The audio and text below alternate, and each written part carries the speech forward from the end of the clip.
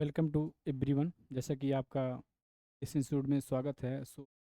हम क्लास लेंगे आपका इकोनॉमिक का। इकोनॉमी में जो से कंप्लीट फाइनेंस मिनिस्टर चल रहा था।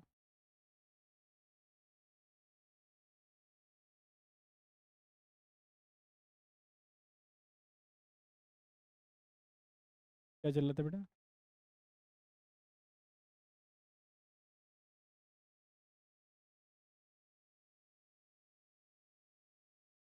Public finance, sorry, public public finance चल रहा था। पब्लिक फाइनेंस टॉपिक था आपका।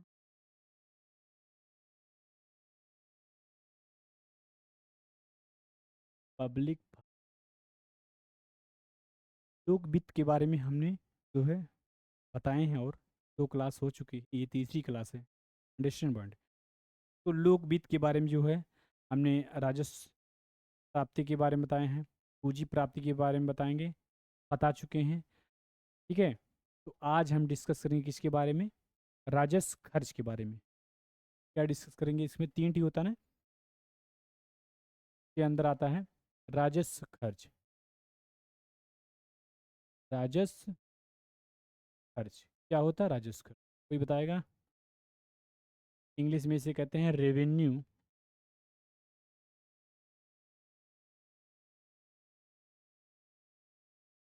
Revenue expenditure. Revenue expenditure English में कहते हैं। अंडरस्टैंड? रेवेन्यू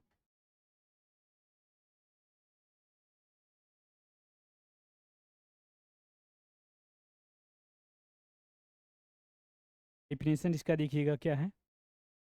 इसका डिफिनेशन से पता चलता है कि ऐसे खर्च जिनमें ना तो सार्वजनिक जो है संपत्ति को निर्माण होता है। ये कहना चाहता है जो अगर राजस्व खर्च कर रहे हो, ना तो इसमें जो है सार्वजनिक संपत्ति का निर्माण होगा, और ना ही जो है क्या होगा इसमें, ना ही सार्वजनिक देवताएं कम होगी। तो इसका डिफिनेशन लिखिएगा आप लोग। Understand point? इसमें जो है ना तो सार्वजनिक संपत्ति का निर्माण होता है, और ना ही सार्वजनिक देयताएं कम होती हैं। इसकी यही है खासियत। तो लिखिएगा ऐसे खर्च, ऐसे खर्च, ऐसे खर्च जिनमें ना तो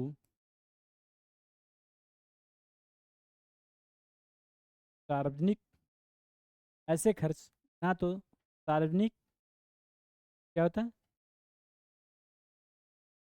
सार्वजनिक संपत्ति का निर्माण होता है। सार्वजनिक संपत्ति क्या होता है? सार्वजनिक संपत्ति का निर्माण होता है। का निर्माण होता है।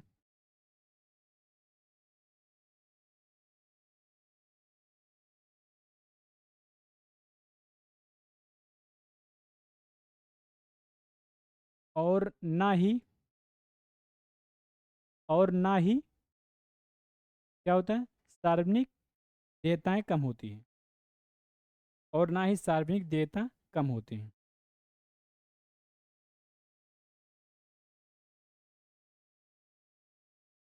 देखिएगा सार्वजनिक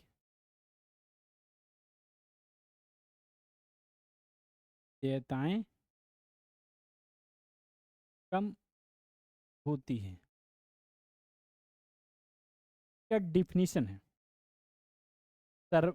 संपत्ति का निर्माण होता है, ना सार्वजनिक संपत्ति का निर्माण होता है, और ना ही सार्वजनिक देयताएं कम होती है। इस यही खासियत है इसकी, राजस्व खर्च की। इसकी ये डिफिनीशन है। डिफिनीशन याद रहता है। आप डिफिनीशन याद भी है, तब भी अगर क्वेश्चन इससे पूछता है तो थिंकिंग के हिसाब से आप क्वेश्चन को टेकल करते हैं। Understand point? देखिएगा क्या है, यूपीएससी जो होती है,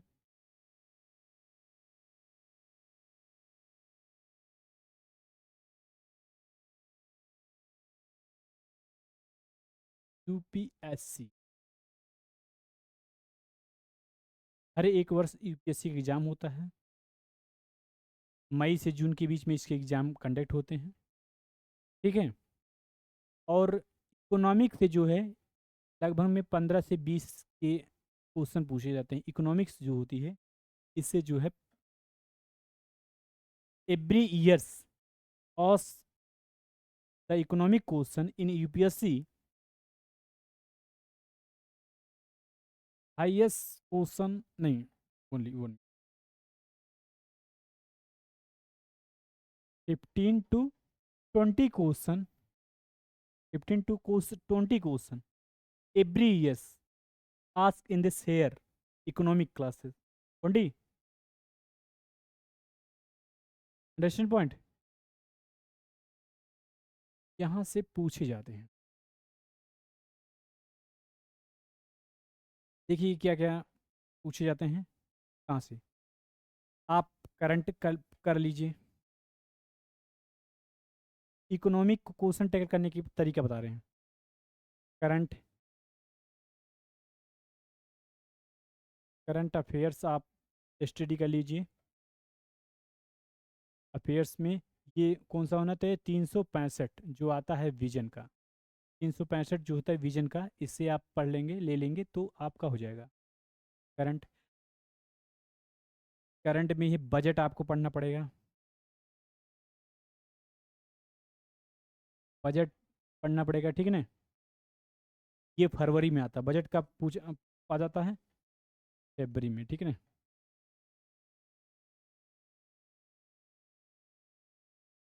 कभी भी आए, ये जरूरी नहीं है कि फरवरी में ही आता है। बजट हो गया, करंट हो गया आपका, इकोनॉमिक सर्वे होता है, इकोनॉमी सर्वे होता है, ठीक है ना। इकोनॉमिक सर्वे, ये इतने चीज कर लिए आप और लेक्चर देख लिए अच्छे से, आप कम से कम 20 क्वेश्चन आता है। आप you can attempt this question minimum 12 question you can attempt this, understand point.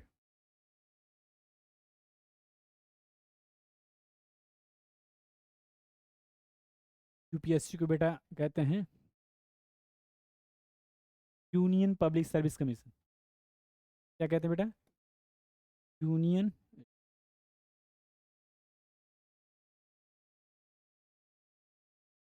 उस दिन बता दिए थे क्या लिखेंगे, ठीक है ना। Union public service commission, understand में इसे पीएससी भी बोलते हैं। इसे क्या बोलते हैं, CSE,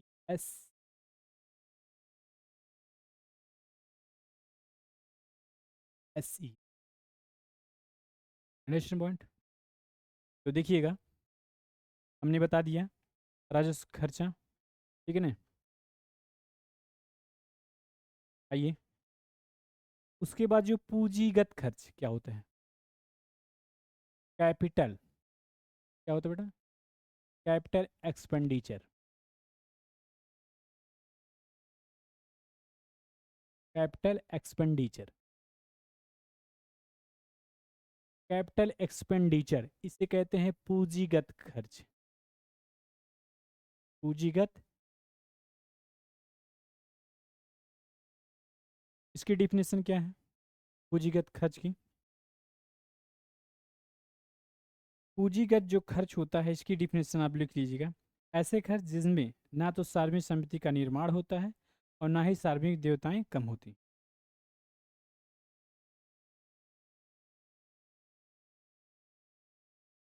ठीक है ना। ऐसे खर्च जिनसे ना तो सार्वजनिक संपत्ति का निर्माण होता है और ना ही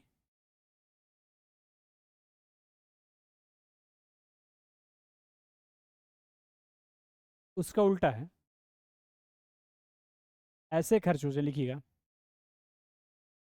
ऐसे खर्च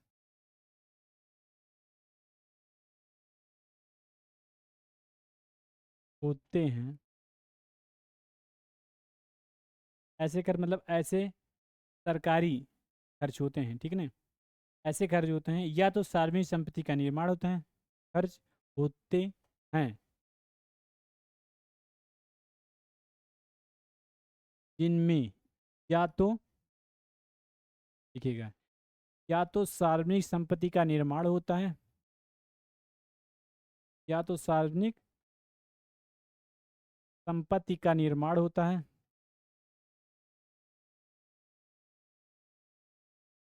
निर्माण होता है, ठीक है ना। या तो सार्वजनिक संपत्ति का निर्माण होता है, या सार्वजनिक देयताएं कम हो जाती हैं, या सार्वजनिक देयताएं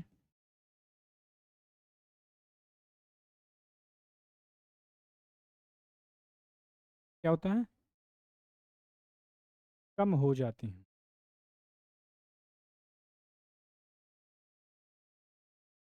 उसका उल्टा है।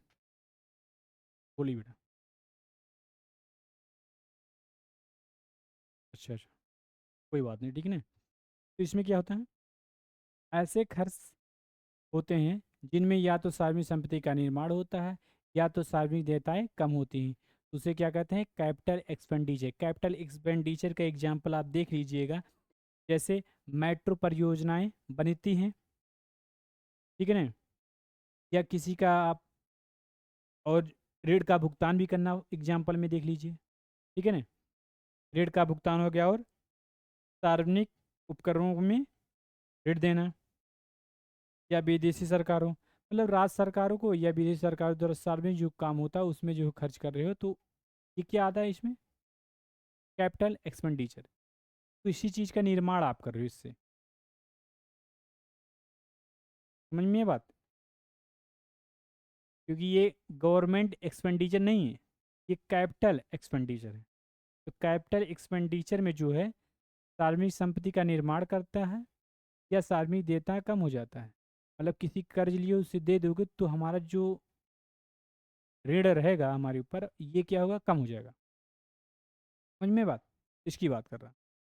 तो इसमें एग्जाम्पल ले लिखिएगा। फॉर एग्जाम्पल में, फॉर एग्जाम्पल,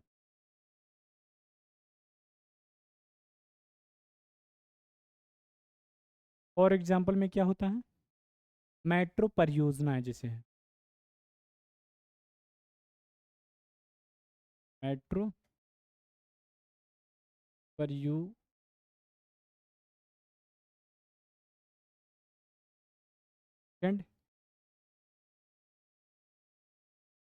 सेकेंड आपका है ऋणों का भुगतान, ऋणों का भुगतान। तीसरा क्या है बेटा, तीसरा आपका जो है सार्वजनिक या विदेशी सरकार, लिखो, राज्य सरकारों,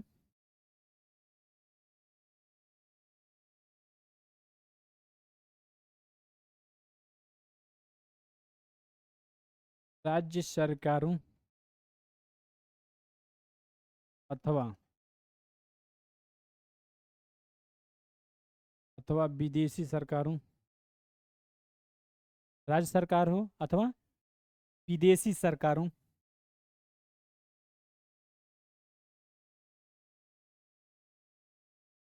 ठीक है ना, अथवा विदेशी सरकारों को ऋण देना, को क्या कहता है बेटा, ऋण देना, यही होता है। मतलब किसी को भी ऋण देगा तो इसकी जो है प्रॉफिट के लिए ही देता है ये, क्योंकि इसका नाम ही है, क्या है इसका नाम, कैपिटल एक्सपेंडिचर। क्या नाम है, कैपिटल एक्सपेंडिचर का ये एग्जाम्पल है, ठीक है ना।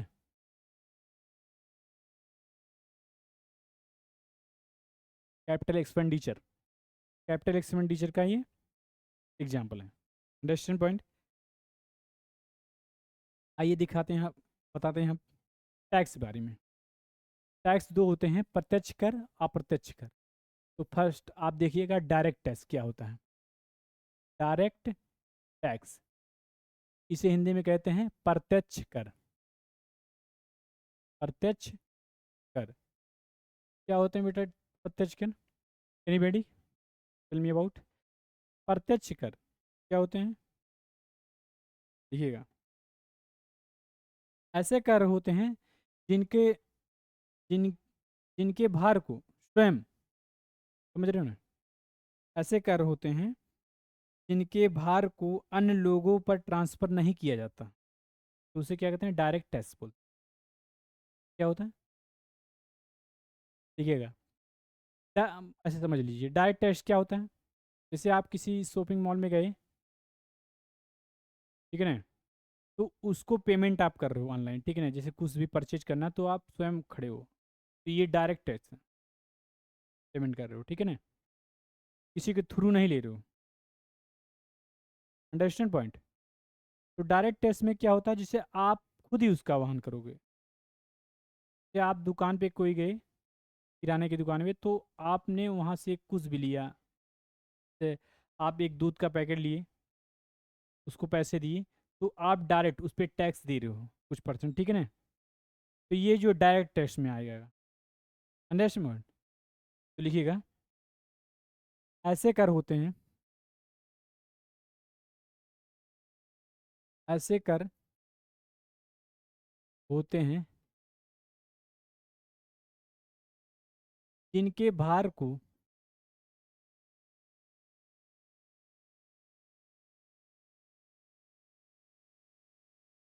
अन्य लोगों पर ट्रांसफर नहीं किया जाता,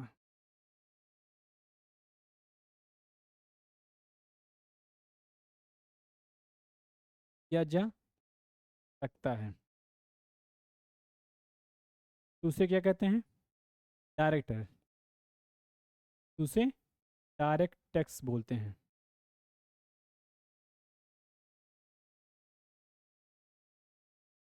अंडरस्टैंड पॉइंट। दूसरे भा दूसरे पर ट्रांसफर नहीं किया जाता, उसे क्या कहते हैं, direct tax. Understand point. Direct tax में जो है आप देख लीजिए, आयकर होगा, निगम कर हो गया, एग्जाम्पल लिखिएगा, क्या हो गया, आयकर हो गया,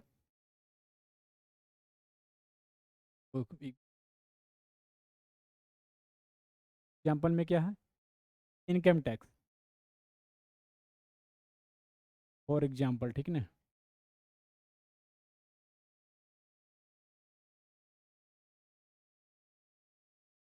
income tax and second is corporation tax. Income tax होता है, उसके बाद कारपोरेशन टैक्स, कारपोरेशन टैक्स, समझ में बात। और क्या हो गया, capital gain tax, third is capital gains tax, third is क्या हो गया, alternative tax, fourth, sorry, fourth is minimum alternative tax.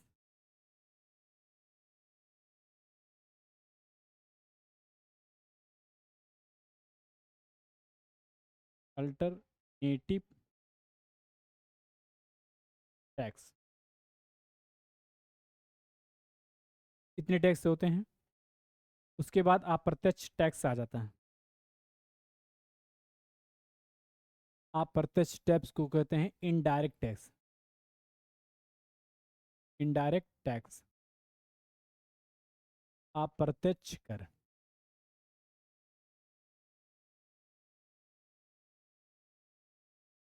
अप्रत्यक्ष कर क्या होता है, ऐसे टैक्स होते हैं जिनके भार को जो है अन्य लोगों पर ट्रांसफर किया जाता है, तो उसे क्या कहते हैं, अप्रत्यक्ष कर। इसकी डिफिनेशन क्या है, अप्रत्यक्ष कर का,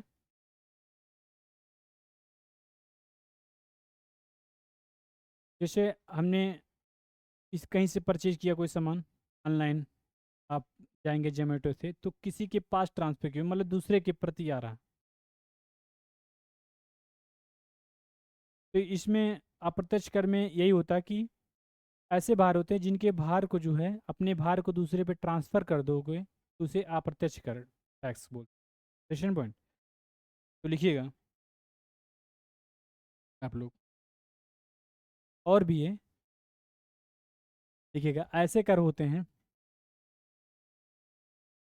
ऐसे कर जिनके भार को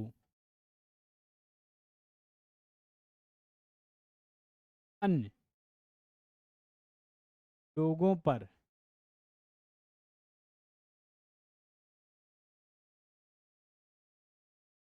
ट्रांसफर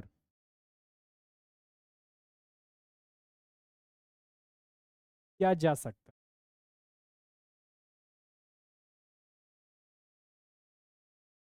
तो उसे इनडायरेक्ट टैक्स कहते हैं।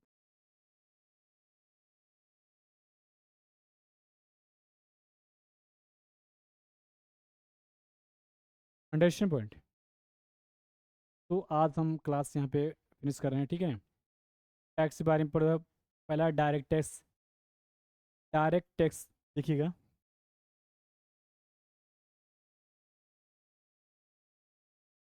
इनकम टैक्स के बारे में आपने डायरेक्ट टैक्स के बारे में देखिए।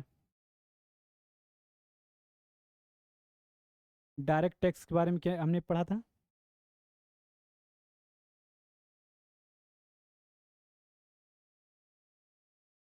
डायरेक्ट टैक्स जो होता है उसके बारे में हमने पढ़ा था। डायरेक्ट टैक्स के बारे में क्या बताए थे?